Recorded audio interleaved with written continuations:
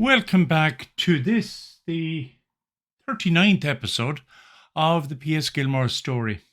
And as you know, we are in Paris now. We're in Europe now with the Gilmore Story. We've just completed his tour of England and Scotland and Ireland. It was a great success. And some of you will be wondering, where did I get my information? Well, I've got about, somewhere short of 1,000 files on this tour alone. But the biggest thing was a scrapbook that I bought, collated by Brown's Brigade Band, 1878, which literally details what happened. For instance, the European tour of Gilmores Band. This came from the actual scrapbook. Dublin, May the 19th, 1878. And it's full of details about the tour, because to these people in 1878, 144 years ago, this was like going to the moon. And that may sound like an exaggeration. It's not. Here's a beautiful colored lithograph from the scrapbook, and that in itself is innovative, because color printing wasn't going to happen for quite a few years more after this little guy appeared. Yes, it was an innovative thing to be sending a band of 65 players across to Europe was a big thing.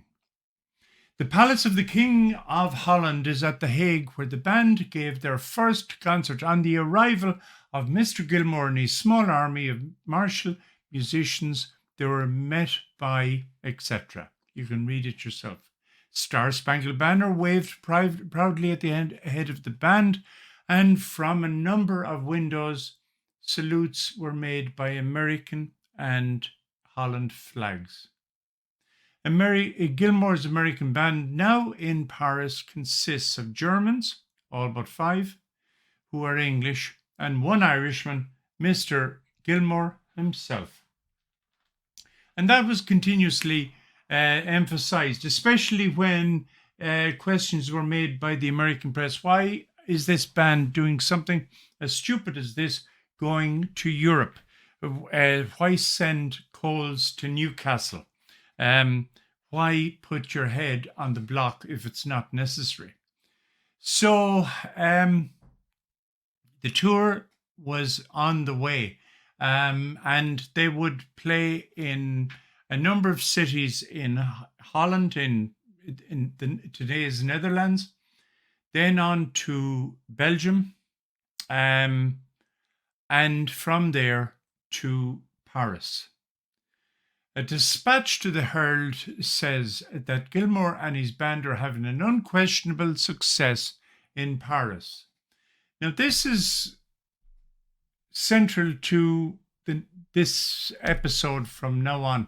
We're getting conflicting reports. The performances seem to be wonderful, yet there's doubts.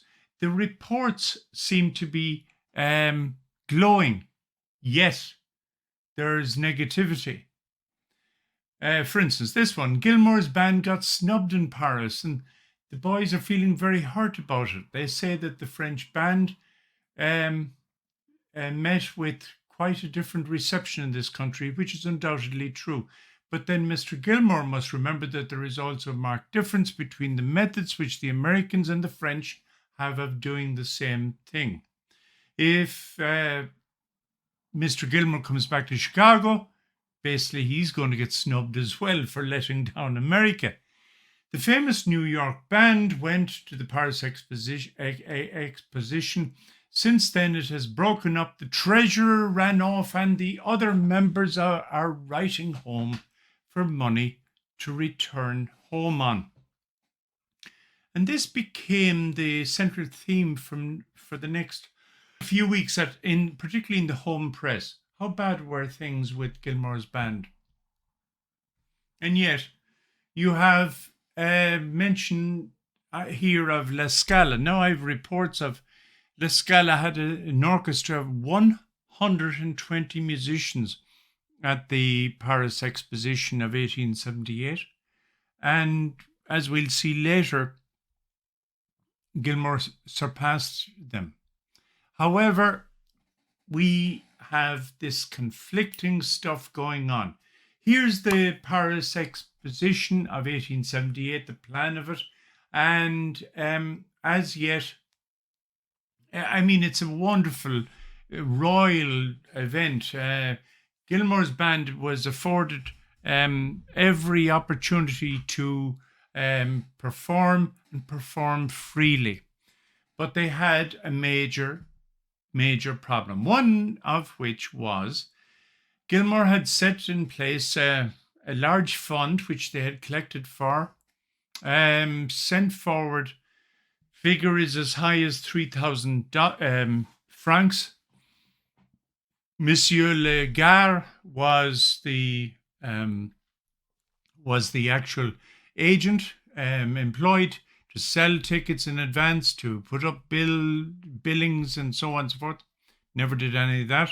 He took the 3,000, he took the advance sales, and he disappeared. Here is the site of the American representation at the exposition itself. This is where President Grant and the American delegation went, and this was where Gilmore played for the 4th of July in 1878. A wonderful occasion, but again, people didn't know they were there because there was no notification of the general public. It was as well that they got the halls and so on for nothing. The exposition was extremely well attended. For instance, here is the first time that the head, literally, of the Statue of Liberty was displayed, because they had developed this with the idea of erecting it at the site of the entrance of the Suez Canal. Egypt couldn't pay for it. They were looking for another buyer anywhere, at any stage. Gilmore had already seen the arm of this in the 1876 centennial celebrations in Philadelphia.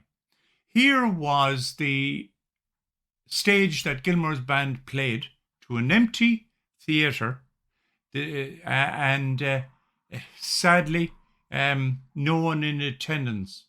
But their performance was viewed by the press at the time as being absolutely out of this world. I should introduce you to the Bent family. Arthur, Benjamin, Frederick, and Samuel are all cornetists. A wonderfully talented family of musicians. And most of them have played with Gilmore's band at some stage or other. Ben Bent, it says here, was Gilmore's soloist after Arbuckle's departure in 1880. In 1880, although receiving a salary of 300, he demanded more. Sadly, they went separate ways. Frederick, however, went on the tour, and after Paris, we don't know exactly what happened, to give him benefit of the doubt. But he went home, he wrote a letter to the press. The press was delighted that they had been proved wrong. This was going to be an absolute disaster. Frederick played into the hands of the press. Ben Bent hadn't gone on the tour. It doesn't say so why here. He remains in America to fulfill other engagements. And so Frederick was at home. He's giving whatever interviews in those days were given, and he has been quoted ad infinitum by the press.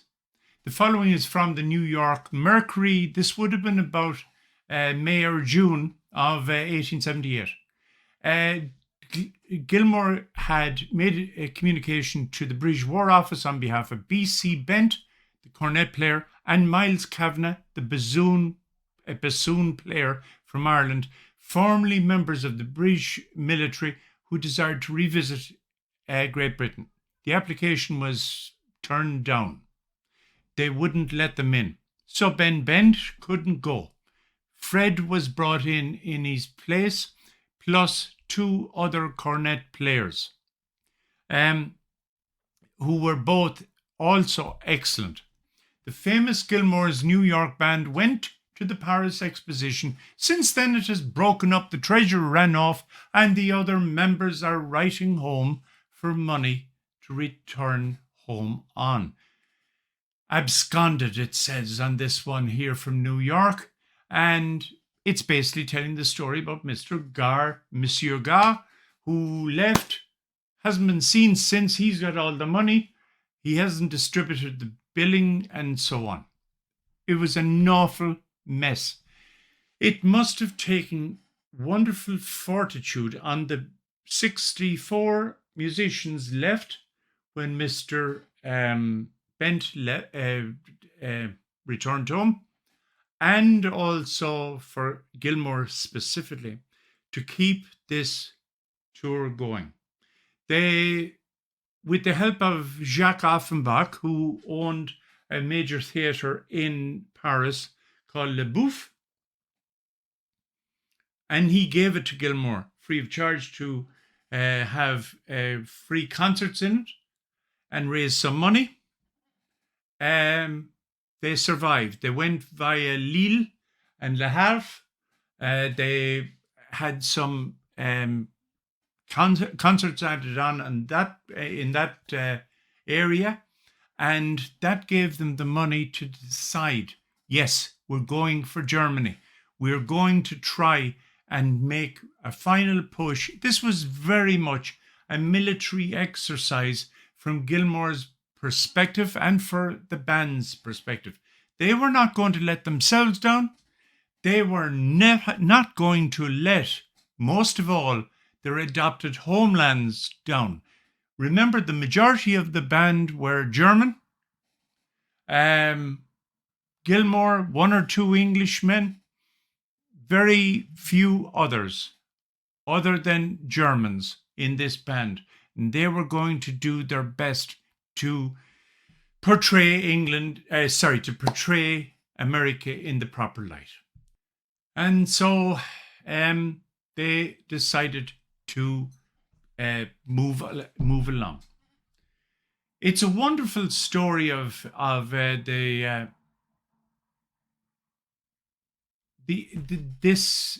this time in America, how patriotic people were, how much their homeland meant to them. And for a lot of these musicians, remember, this was returning home.